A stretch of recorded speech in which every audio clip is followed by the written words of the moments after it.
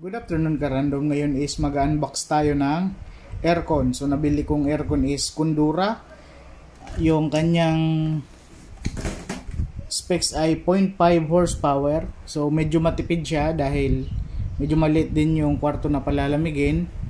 Tapos kaya ito yung napili ko dahil meron siyang up to 40% inverter like savings. Environment friendly, durable. Tsaka ito is medyo mura. Nabili natin siya sa Imperial dito sa San Jose Occidental, Mindoro. So shout out sa Imperial. Nakuha natin siya ng 9,400 pesos only. And yung mga kakompetensya niya, ang pinagpipilian ko is Carrier, Kundura, meron ding Panasonic, Midea, tsaka nakalimutan ko na yung isa, pero dalawa lang talaga main pinagpipilian ko. Itong Kundura at yung Carrier. Yung Carrier is 0.5, yung lahat ng nasabi ko is lahat yun 0.5 horsepower. At ang pinagpipilian ko is Kundura talaga at Carrier. Yung Carrier is Optima and 0.5 din siya.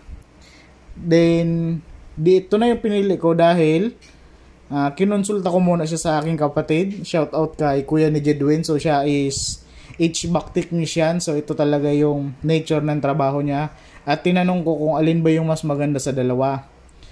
Tapos sabi niya sa akin yung Carrier at yung Kundura is same na kinikerry ng Concepcion Carrier Philippines. Ibig sabihin same yung ano niya, yung company dito sa Philippines na kinikerry ni Concepcion. And yung isa pa is yung price difference.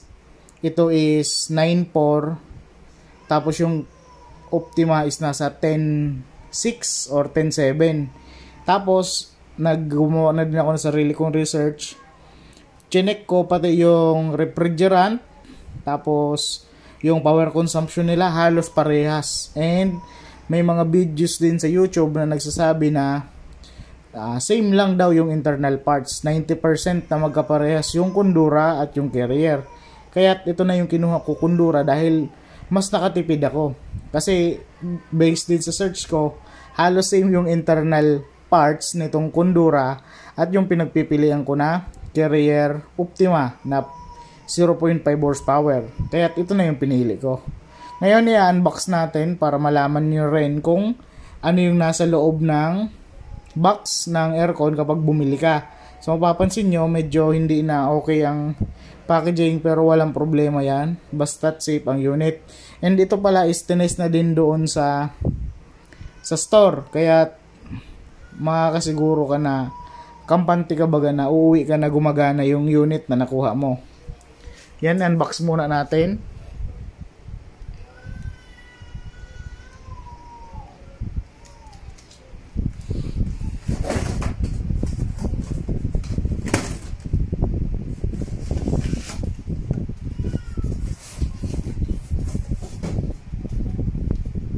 So yan, ito lang yung laman niya. Makikita nyo,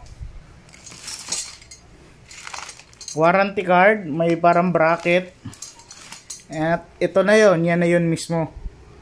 Tapos ito is tested na working. So nakalagay dito ang power consumption niya is 505 watts. So medyo mabilis computein. Tapos andito yung kanyang climate control, andito yung sa fan, sa settings ng thermostat and timer. So yan yung loob ng window type na aircon. Yan na yung likod. Ito na yung may mga pins. So yan. Yan na. Ang pinaka-difference talaga nito dun sa Optima ay yung, sa tingin ko is ito lang, yung casing lang sa harap. So yung cover lang. Pero sa loob is identical daw sabi nung ibang mga technician na pinanood ko sa YouTube. Kaya nagkundura na ako. Malaki din yung na-save ko sa pagpili ng kundura. Kung same naman yung quality ng carrier at ito, dito nang piliin mo. Tsaka mas kilala kasi na talaga si Kundura kaysa dun sa mga ibang brand. Kaya ito yung napili natin. Yan, dito sa rating makikita mo 1 star lang, pero okay lang yan. Expect na hindi siya ganun ka lakas sa kuryente, pero dito kasi sa amin sa San Jose Occidental Mindoro is mataas ang singil. So nasa almost 20.7 per kilowatt. So yan, kung gusto nyo po pala, paki-like and gagawa tayo ng computation kung magkano yung kukonsumuhin niya sa isang buwan, 30 days, para gawa natin siya ng content. So yan po. Ngayon is hindi ko pa siya mai-install dahil naghahanap pa ako ng gagawa ng frame nito, and may na-order na din ako na breaker. So yun na lang yung aantayin ko. Pagkatapos is install na and testing. So yun lamang. Thank you.